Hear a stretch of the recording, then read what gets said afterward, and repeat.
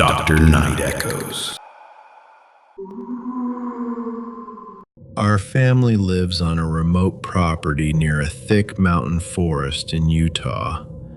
The terror lasted for several weeks. It began when our guard dogs suddenly refused to go outside after sunset. Instead, they hid under the furniture and whimpered in fear. One night, I looked out our second-story bedroom window. I noticed something strange moving in a massive pine tree near our fence line. I shined a powerful spotlight directly into the high branches. I instantly froze. Perched high up in the tree was a muscular torso of a man, but it was covered in patchily shed bear fur. Its long legs ended in jagged hooves, and it gripped the bark with long, human-like hands. The moment the bright light hit its face, the creature did not hide. It bared a row of sharp, human teeth. Then, it began loudly mimicking the sound of a crying baby. It was trying to trick us into opening our front door. We backed away from the window and locked every single lock. The crying sound continued outside for hours. It sounded so real and so sad, but we knew it was just a trap to get inside our house. We sat in the hallway together until the sun came up. I was on a hunting trip deep inside an isolated forest in Utah. Late in the afternoon, I was sitting quietly in my elevated tree stand. Suddenly, a large buck stepped into the open clearing below me. I raised my rifle to take a shot, but I immediately stopped. Something was deeply wrong with this animal. The buck was not eating or sniffing the ground. Instead, it stood completely rigid and stiff. Suddenly, the deer snapped its head around to look directly up at my stand. Its eyes were not the normal, glassy eyes of a deer. They were sharp, intelligent, and completely human. The creature then stood up entirely on its two hind legs. Its front legs stretched out, turning into long, muscular arms with fingers. It began to walk forward across the clearing with a smooth, upright human stride. I was so paralyzed by fear that I dropped my rifle onto the ground. I watched the creature disappear into the thick trees on 2 feet. I climbed down and ran to my truck. I left my expensive gun behind in the dirt. I never went back to those woods again. I was visiting my grandfather's remote desert ranch late at night. Suddenly, the family's guard dogs began barking frantically. Then, they went completely silent.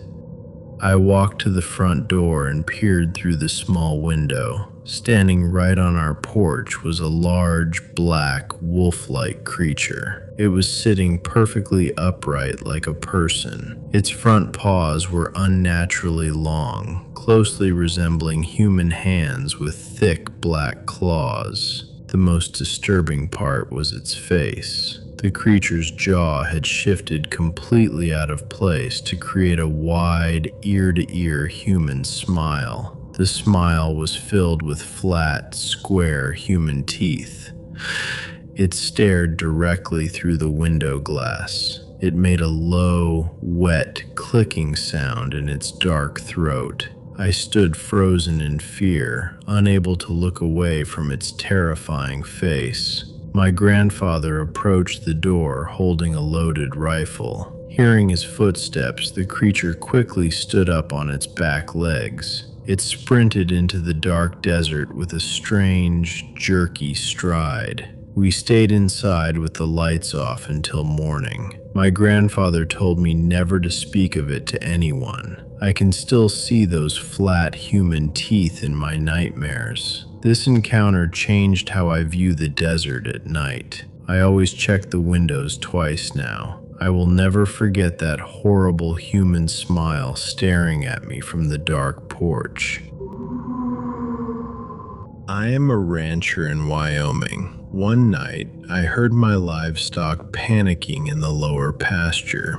I grabbed my rifle and a high-powered spotlight and ran outside. I caught 5 large wolves surrounding a young calf in the bright beam of light. I fired a warning shot into the air to scare them off. But the behavior of the pack changed instantly. Instead of running away like normal predators, the wolves stopped and looked directly at me. Slowly, the largest wolf in the front began to alter its shape. Its front legs stretched out into long, pale human arms. Its wolf face flattened into a twisted, hairless human skull. The other 4 wolves followed him, their bodies contorted and cracked loudly as they all stood up on 2 legs. They did not attack me. They simply stared at me with glowing yellow eyes. Then, they linked their long hands together to form a strange circle. They slipped silently backward into the dark tree line on 2 feet. I stood alone in the field, shivering from what I had just witnessed. I sold my cattle and moved away from that ranch the very next month. I can still hear the sound of their bones cracking in the quiet night air. I was taking a late-night road trip through a remote canyon highway in Utah. While driving around a sharp, blind curve, my headlights caught a massive elk. It was standing directly in the middle of my lane. I slammed on my brakes, bringing the car to a halt just inches away from the animal. The elk did not move or startle from the loud screech of the tires. It stood perfectly still. Then I noticed something wrong. The shadow cast on the canyon wall by my headlights did not show an elk with antlers. It showed a massive, muscular man with elongated, clawed hands holding a heavy weapon.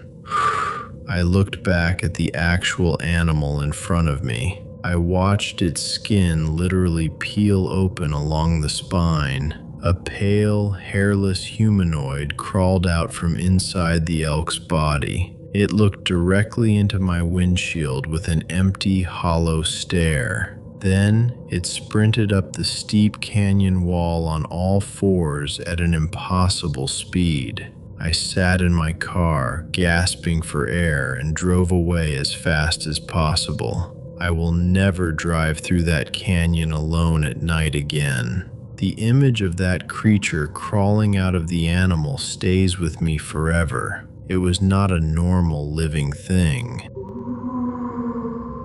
I am an ex-convict. I spent time serving a sentence at a remote prison facility located near tribal lands in New Mexico. One night I woke up in the middle of the night to a strange noise. It was a wet, heavy scratching sound. I looked across our dark cell. I saw my cellmate standing right in front of the iron bars. He looked incredibly strange in the dim light of the corridor. His skin looked loose and completely detached. It was hanging off his frame in thick folds like an oversized, ill-fitting suit. The person inside the skin was twitching manically. He was making short, loud bursts of sound. It resembled a mix of a pig squealing and metal scratching a chalkboard. I stayed very still, too terrified to speak.